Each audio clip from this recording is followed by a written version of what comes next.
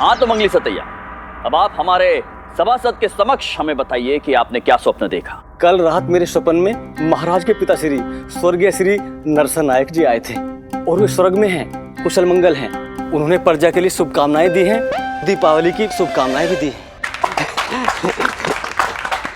वाह महाराज, हम सब अति प्रसन्न हैं ये जानकर कि आपके पिता वहां प्रसन्न है।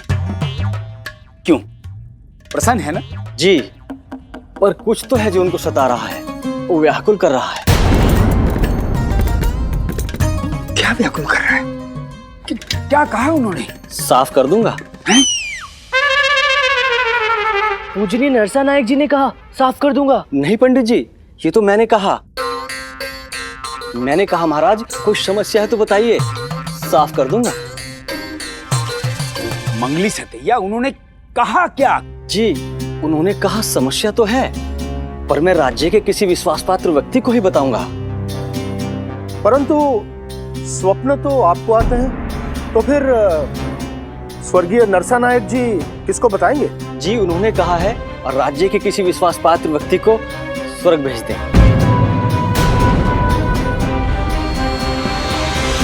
हमारे विचार से हमारे भ्राता राजकुमार अच्युत देव से अधिक विश्वास पात्र और भला कौन हो सकता है?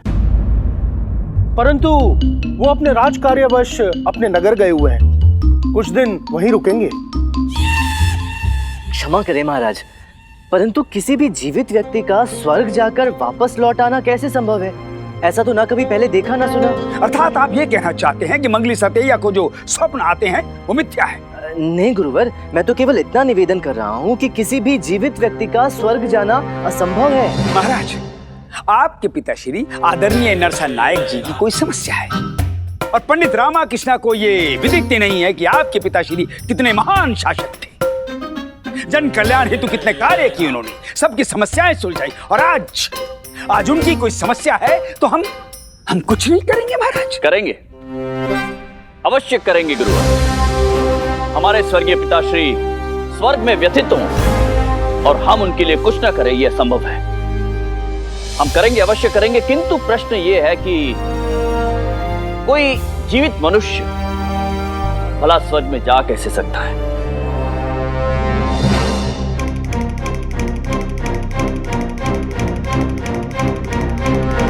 पंडित रामकृष्ण, हम आपसे जानना चाहते हैं कि इस विषय में आप क्या कहेंगे? महाराज, मेरे विचार से तो यह असंभव है, प्रकृति के नियमों के विरुद्ध है। संभव है महाराज, एक तांत्रिक अपनी तंत्र शिक्षा से ये कर सकता है। उनका नाम है तांत्रिक आत्मस्वामी। आत्मस्वामी? क्यों, क्या हुआ? आप इतने विस्मय में क्यों हैं? आपकी कोई समस्या है? नहीं आचार्य, मैं तो केवल इतना ही। अरे बोलिए बोलिए बोलिए, आप बोलिए। हर बात में आपकी टिप्पणी करना तो आवश्यक होता है। करिए करिए बोलिए। गुरुवर, आप हमें तांत्रिक आत्मा स्वामी के विषय में कुछ बता रहे थे, बताइए। वो महान सिद्ध पुरुष है, वो पुरुष नहीं है, वो तो महापुरुष है। अब विचार कीजिए, जिनकी प्रशंसा हम राजपुरोहित तथा आचार्य कर रहे हैं, वो क्या होंगे? जी गुरुवर, हम समझ रहे हैं। महाराज, वो परकाया प्रवेश करवा सकते हैं, शरीर को आत्मा से निकालने में सिद्धहस्त हैं, किसी भी मनुष्य को स्वर्ग भेज सकते हैं और वहां से पुनः वापस भी ला सकते हैं। यदि ऐसी बात है गुरुवर, तो तांत्रिक आत्मा स्वामी को शीघ्र अतिशीघ्र हमारे दरबार में आमंत्रित किया जाए। महाराज, हमारे सौभाग्य से तांत्रिक आत्मा स्वामी जी तो पहले से ही विजयनगर में हैं और हमने तो उन्हें अपने यहाँ भोजन के लिए आमंत्रित भी कर लिया है। अद्भुत आचार्यवर, अद्भुत। तो तांत्रिक आत्मा स्वामी को शीघ्र अतिशीघ्र यहाँ पर हमारे दरबार में प्रस्तुत किया जाए। जी महाराज। रामा, पहले स्वप्न आता है, तुरंत तांत्रिक भी विजयनगर में आता है। ये संयोग कुछ विचित्र नहीं है? है तो सही बंधु, अवश्य ही कुछ गड़बड़ है, परंतु अभी कुछ समझ में नहीं आ रहा कि ये क्या प्रपंच है। कोई बात नहीं, आने देते हैं तांत्रिक आत्मा स्वामी को, अपने आप सब पता चल जाएगा।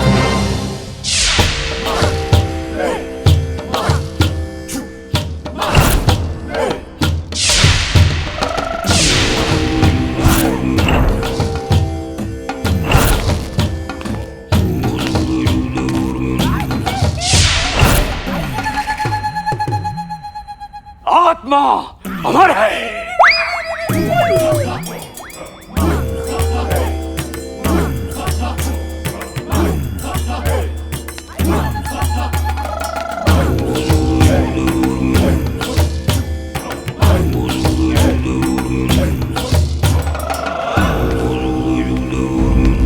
मान्यवर, आपका हमारे दरबार में स्वागत है। आपकी यहाँ उपस्थिति से हम कृतार्थ हुए। पधारिए आत्मा। तेरे पापों का प्रायश्चित इतना सरल नहीं है। तेरे पापों का दंड तुझे कई जन्मों तक भोगना होगा। भाग जा पखंडी। प्रस्थान कीजिए गुरुजी, अन्यथा ये पागल आप पर प्रहार कर देगा। अच्छा हुआ भाग गया, अन्यथा इसे अपने कलश में हमेशा के लिए बंदी बना लेता।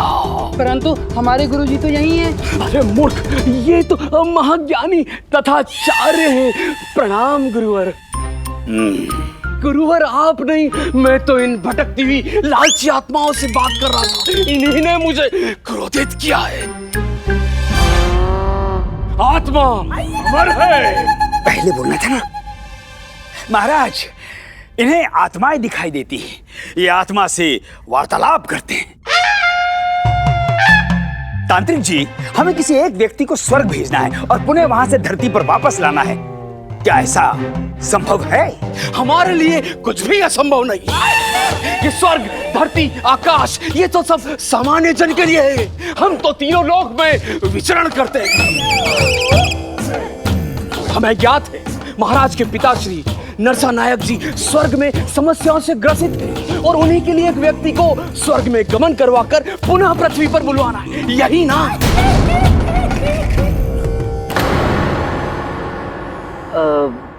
क्षमा करें मान्यवर, परंतु आचार्य ने तो ऐसा कुछ भी नहीं कहा। फिर आपको अपने आप कैसे पता चल गया? मूर्ख, तू मुझे मत समझता है। तुझे आज ही हमेशा के लिए बंदी बनाता हूँ। आजा, इसमें समा जा। मैं तुझे आदेश देता हूँ। बुला रहे क्या? जाओ। क्षमा करें, परंतु मैं इतने छोटे से पात्र में समाऊंगा कैसे?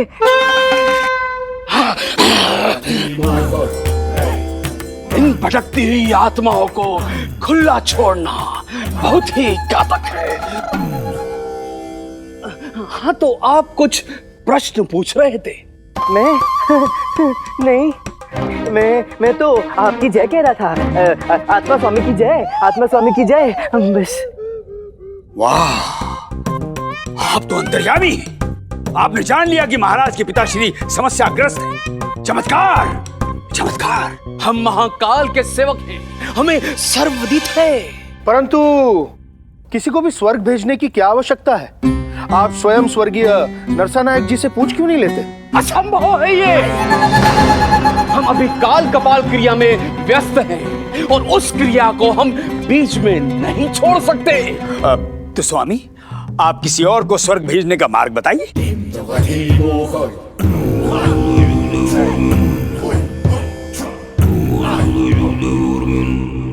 कालांतर काल प्रक्रिया से संभव है, किंतु ऐसी शक्तियां सिर्फ अमावस्या में ही सक्रिय होती है।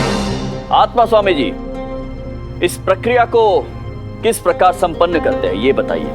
महाराज, मैं अमावस्या की रात को अभिमंत्रित की हुई लकड़ियों की चिता बनाऊंगा और उसके पश्चात स्वर्ग गमन करने वाले व्यक्ति को उस पर बिठाऊंगा और फिर अपनी शक्तियों के द्वारा अग्नि प्रज्वलित करूंगा और वो व्यक्ति सूक्ष्म होके विलीन हो जाएगा।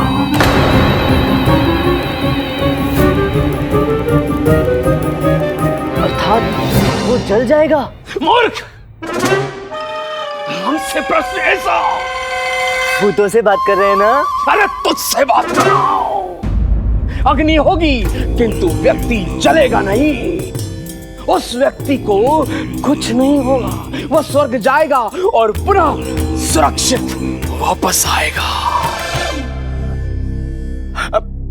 तांत्रिक जी, आपकी दृष्टि में इस कार्य के लिए कौन उचित है?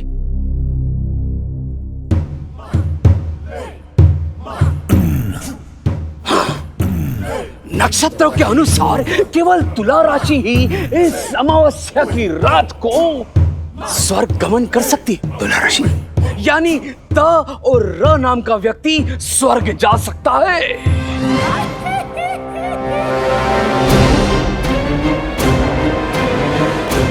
वैसे तो मेरा नाम भी है, ये समस्या अब मेरे पल्ले ना पड़ जाए। कुछ सोच रामा, कुछ सोच। तथाचार्य होता है। तथाचार्य क्यों? और रासे वो रामाकृष्ण भी तो होता है। परंतु आप मुझसे अधिक ज्ञानी हैं, प्रकांड पंडित हैं, शास्त्रों के ज्ञाता हैं। तो वहां जाकर कौन सा शास्त्रार्थ करना है? वहां जाकर तो बस महाराज के पिताश्री की समस्या को जानकर वापस आना है।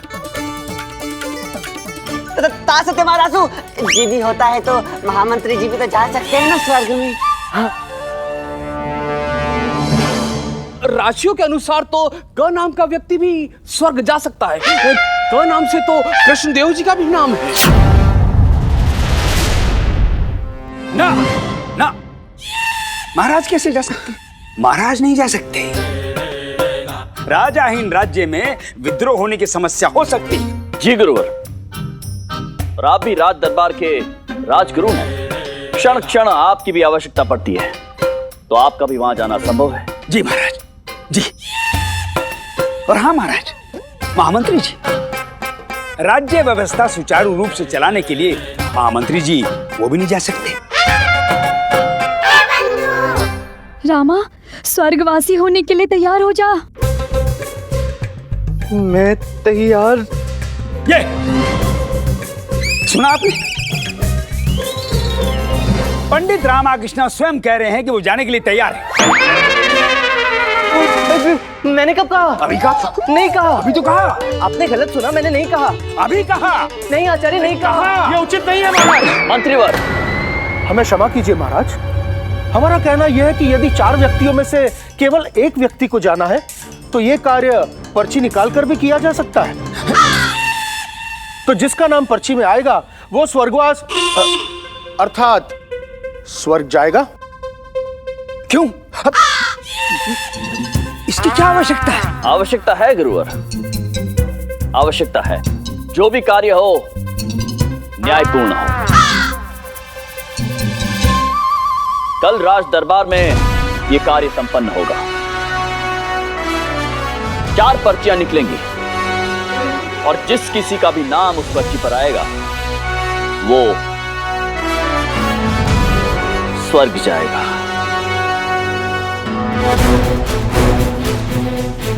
यहाँ तो हम भी फंस सकते हैं, क्या करें? राजशेखर कैसा रहेगा? नहीं, उसमें भी तुला राशि की समस्या है। नारायण नहीं, वेंकट। हाँ, वेंकट सही रहेगा। नहीं तो सर्वपल्ली। लामा, तू थोड़े दिन के लिए मेरा नाम ले ले। धुंधप्पा, क्या प्याला नाम है।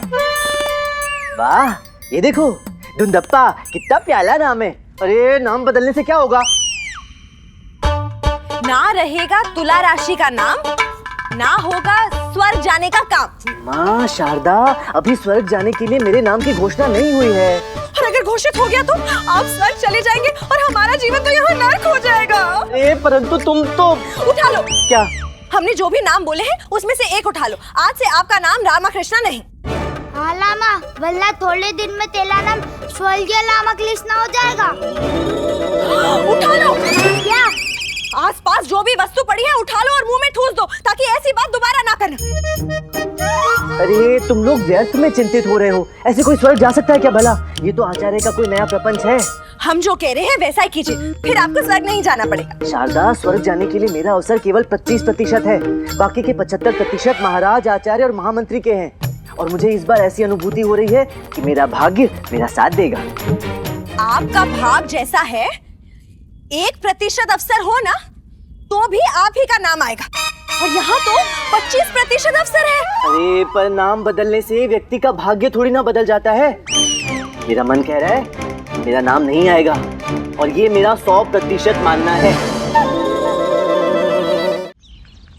100% पंडित रामाकृष्णा का नाम ही स्वर्ग जाने के लिए आना चाहिए। गुरुदेव, इस सुअवसर का लाभ उठाकर स्वर्ग तो आपको ही जाना चाहिए। गुरुजी, प्रजा कहती है जिस हिसाब से आपके कर्म है ना, उस हिसाब से आपको नरक में जाना चाहिए, परंतु स्वर्ग घूमने का अच्छा अवसर मिल रहा है, हाथ से ना छोड़िए गुरुजी। हाँ, जल्दी ऊपर जाइए।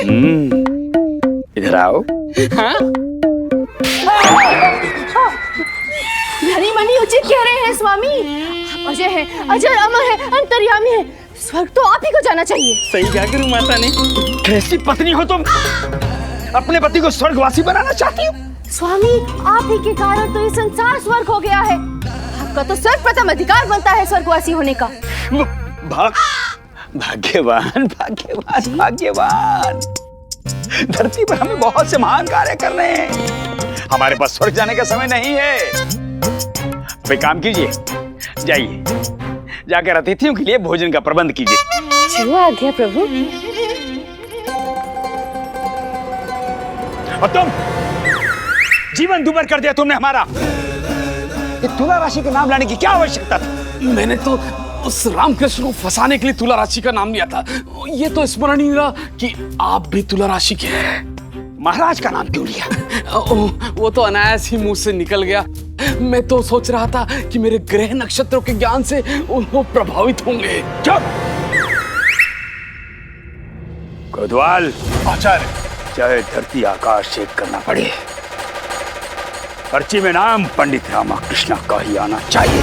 आप निश्चिंत रहें, नाम तो रामाकृष्णा का ही होगा।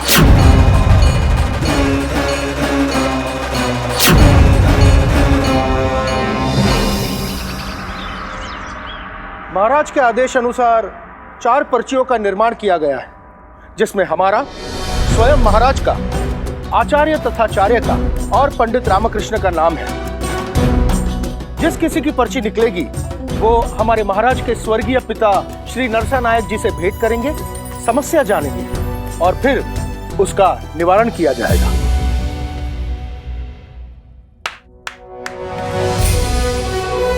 महाराज की जय हो।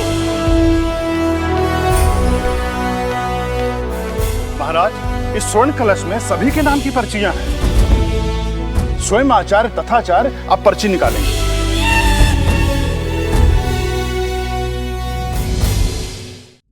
गुरुवर। जी महाराज।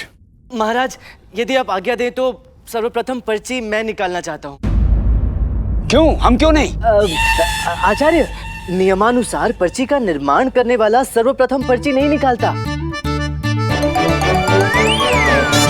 अब आप जैसे महान व्यक्ति को मैं नियम के विरुद्ध कैसे कार्य करने दे सकता हूँ?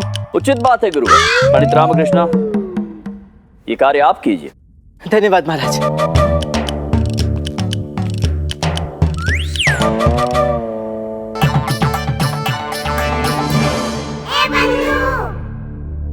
रामा, इसमें तेरा ही नाम हुआ तो?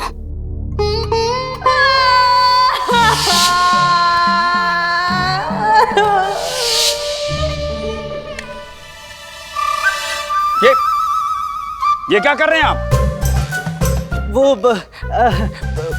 उचित तरीके से खंगाल के पुनः निकाल रहा हूँ आचार्य।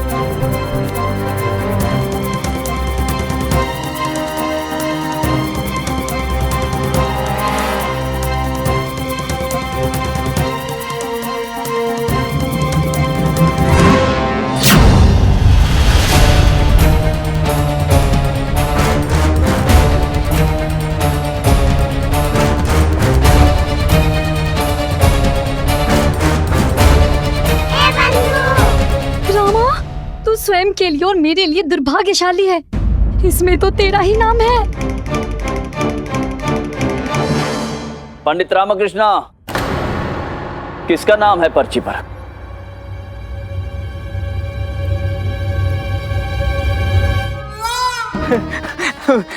मेरा ही नाम है महाराज।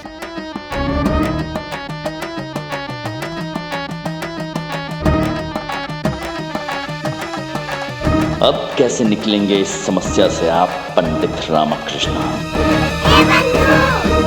अब क्या करेंगे रामा? अब तेरे साथ साथ मुझे भी स्वर्ग जाना पड़ेगा।